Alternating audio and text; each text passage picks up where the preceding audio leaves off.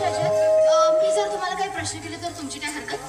हो विचारा मॅडम, काय विचारूया? मला सांगा, आता तुम्ही ठाणेदार झालात मॅडम. नाही म्हणजे मी जर तुम्हाला अजय म्हणते तर तुम्ही पण मला प्रगती म्हटलेलं मला काय विचारणार होतीस? तुम्ही ठाणेदार झाला म्हणजे कायदा आणि सुव्यवस्था या दोन्हीची जबाबदारी तुमच्याकडे आहे. ही जबाबदारी तुम्ही कशा पद्धतीने? मी कायद्याच्या चौकटीत राहूनच कायदा आणि सुव्यवस्था या दोन्ही जबाबदाऱ्या पार पाडल्या. आणि अशा परिस्थितीत तुम्हाला जर नाही, या गरीब गाईच्या बछड्यानं आता शिवाच्या गृहात प्रवेश केला, त्यामुळे मला कोणीही विकत घेऊ शकत नाही. आणि असा प्रयत्न आहे की तरी हॅलो प्रगती अगं काय झालं? कसला विचार करते? मी आणि कसला विचार? नाही तू नक्कीच काहीतरी लपवतेस माझ्यापासून. काहीतरी चाललंय हा तुझ्यामुळे. काय चाललंय? कसला विचार करते? काय ना, मला एका वादळाची सावली बनायची आणि माझ्या आयुष्याची गाठ मला एका तुफानाशी बांधायची. आलंय माझ्या लक्षात, पण त्या वादळाने तुफानाशी संसार करताना आयुष्य मात्र खर्ची घालावं लागेल. काय राजन, माणसाने हिंमत सोडू नये.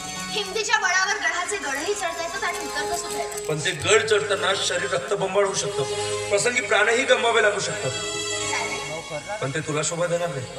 न शोभा देणाऱ्या गोष्टींवरही मी मारतो. आणि नंतर मग प्रगती कसं आहे ना, अगं तुळस कितीही जरी मोठी होत असली तरी ती ताडा इतकी लांब होऊ शकत नाही. तसंच आम्हा गरिबांचं आहे. आम्ही गरीब कितीही मोठे झालो, विचारवंत झालो, बुद्धिमान झालो, तरीही आम्हाला तुमच्या प्रतिष्ठेच्या मंदिरात मात्र प्रवेश नाही. प्रतिष्ठेच्या मंदिराचं तर मला माहिती, पण माझ्या हृदयाचे मंदिराचे दार तुमच्यासाठी कायम होते. पण मला सांगा, तुमच्यासारख्या उच्च शिक्षित माणसाने हा विचार तरी डोक्यात का आणावा? का करू नये? कारण आजचं सामाजिक जीवन अत्यंत अशा भयंकर विषमतेवर आधारलेलं आहे. जात, धर्म, संस्कृती हे आजच्या मन मंदिराच्या सोन्याचे कळस बनलेले आहेत आणि आजच्या युगात त्या सोन्याच्या कळसाची पूजा केली जाते. पण प्रगती, त्या कळसाची पूजा करताना मंदिराच्या पायथ्याचा मात्र कुणीच विचार करत नाही. तसंच झालेलं आमच्या गरिबांचं. काय ना, मला त्या मंदिराच्या सोन्याच्या कळसाची पूजा करायची नाही, तर त्या पायथ्याशी असलेल्या दगडाची पूजा. माझं तुमच्यावर जीवापाड आहे. पहिल्यांदा जेव्हा आपली भेट झाली होती, म्हणजे मी जेव्हा तुमच्या घरी तुमचा इंटरव्ह्यू घ्यायला आले होते, तेव्हाच माझ्या मनात तुमच्या बाबतीत प्रेमाची कळी होती. आणि मी तेव्हाच ठरवलं की लग्न करेल तर फक्त आणि फक्त तुमच्याशी. खरंच मला सुद्धा तुमच्या खांद्याला या समाजातील विषमता नष्ट करायची. अजय, तुमची माझ्या प्रेमाला संमती आहे ना? अजय अजय अजय काय ना, तुझ्या विचारांमध्ये गुंतून गेलो त्यामुळे. पण प्रगती, तुला एक सांग, खरं म्हणजे तू जेव्हा पहिल्यांदा आमच्या घरी आली होतीस ना, तेव्हाच तू मला आवडली होती. पण तुला सांगू नाही शकतो, कारण मला असं वाटलं की तू एका श्रीमंत घरची मुलगी, मी गरीब घरचा मुलगा. तू माझ्या प्रेमाला लाथाडलीस तर? एक मिनिट, जर दोन व्यक्तींचं एकमेकांवर जर प्रेम असेल तर जात पात हा किती उच्च दराचा आहे आणि हा किती नीच दराचा आहे ना, हा असा विचार करायचा नसतो. खरंच, पण ते तुझे विचार मला आत्ता कळले. नाही म्हणजे तुझे विचार इतके महान असतील असं कधी वाटलंही नव्हतं. थँक्यू मला प्रेमासाठी विचारलंस. अगं पण माझे दादा वहिनी त्यांचे मी आहे ना, तो दादा वहिनींची अजिबात काळजी करायची. प्रगती, अगं नाही म्हणजे माझे तुझ्यावर प्रेम आहे. साथ देशील ना आयुष्यभर?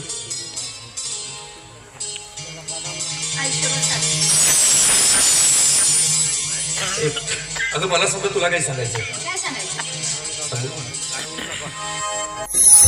तुझ्या मनातुनी माझ्या मनावरी,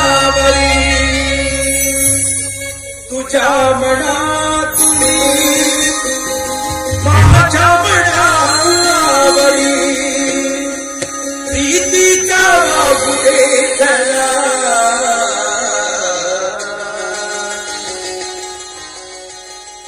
साजरे साजरे